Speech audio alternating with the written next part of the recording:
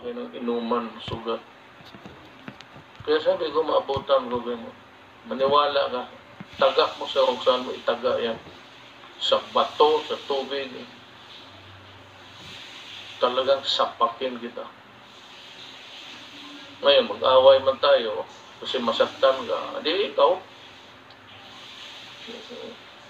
Anong gusto mo?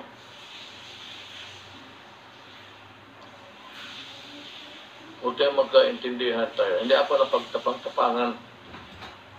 Lahat naman kayo matapang eh.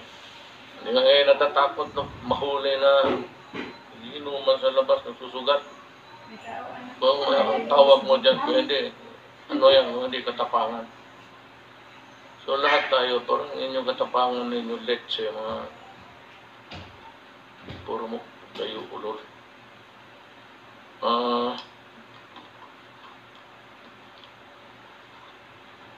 Itong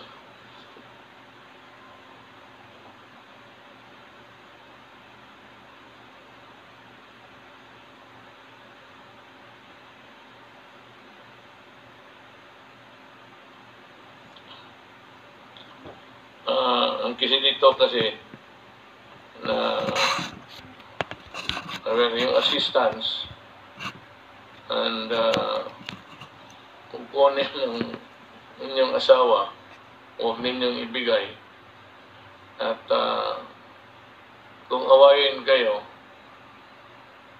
ang pasyon na ninyo ng tubo na sa palamin mo ako. So kayong mamatay ngayon, sabi ko nga, huwag kayong mamatay ngayon.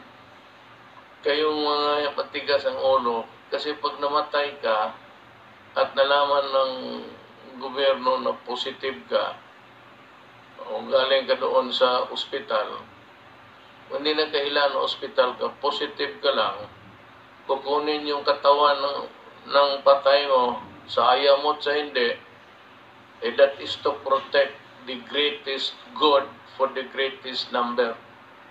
So kukunin yan, susunugin yan.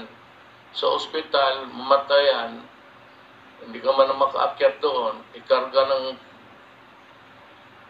tapos ibaba doon sa morgue, tapos balutin, ikarga, tapos diretso na sa crematorium. Hindi mo na makita.